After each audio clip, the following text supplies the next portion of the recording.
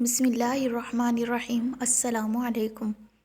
وہ اور حر بن قیس بن حصن فزاری موسیٰ علیہ السلام کے ساتھی کے بارے میں بخشے۔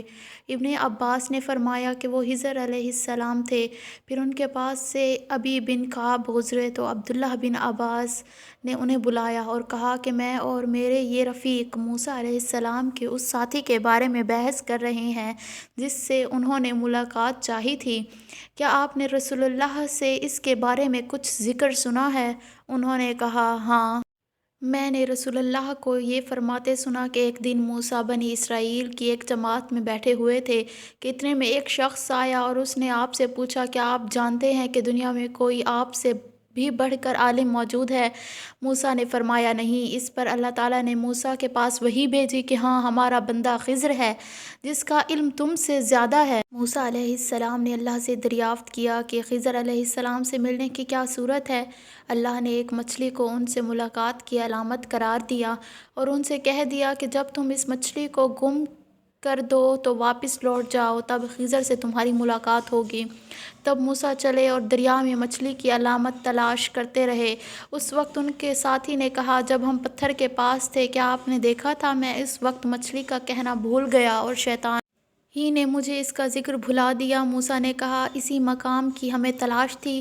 تب وہ اپنے نشانات قدم پر پیچھے پاؤں باتیں کرتے ہوئے لوٹے۔ وہاں انہوں نے خضر علیہ السلام کو پایا۔ پھر ان کا وہی قصہ ہے جو اللہ نے اپنی کتاب قرآن میں بیان کیا ہے۔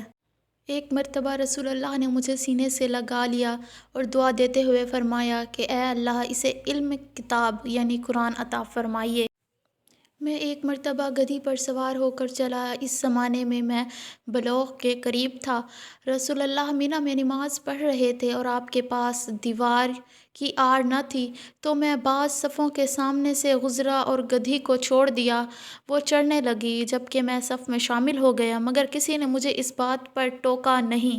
ایک مرتبہ رسول اللہ نے ایک ڈول سے منہ میں پانی لے کر میرے چہرے پر کلی فرمائی اور میں اس وقت 5 سال کا تھا۔ آپ صلی اللہ علیہ وآلہ وسلم نے فرمایا کہ اللہ تعالیٰ نے مجھے جس علم و ہدایت کے ساتھ بھیجا ہے اس کی مثال زبردست بارش کی سی ہے جو زمین پر خوب برسے۔ بعض زمین جو صاف ہوتی ہے وہ پانی کو پی لیتی ہے اور بہت بہت سبزہ اور گھاس اگاتی ہے، اور بعض زمین جو سخت ہوتی ہے وہ پانی کو روک لیتی ہے۔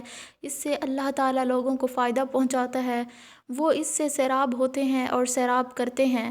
اور کچھ زمین کے بعض خطوں پر پانی پڑتا ہے جو بالکل چٹیل میدان ہوتے ہیں، نہ پانی روکتے ہیں اور نہ ہی سبزہ اگاتے ہیں، تو یہ اس شخص کی مثال ہے جو دین میں سمجھ پیدا کرے اور نفع دے اس کو وہ چیز جس کے ساتھ میں مبعوث کیا گیا ہوں۔ اس نے علم دین سکھایا اور سکھایا، اور اس شخص کی مثال جس نے سر نہیں اٹھایا یعنی توجہ نہیں کی، اور جو ہدایت دے کر میں بھیجا گیا ہوں اسے قبول نہیں کیا۔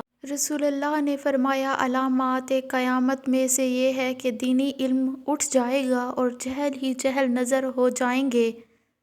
رسول اللہ نے فرمایا علامات قیامت میں سے یہ ہے کہ دینی علم اٹھ جائے گا اور جہل ہی جہل ظاہر ہو جائیں گے، اور شراب پی جائے گی اور زنا پھیل جائے گا۔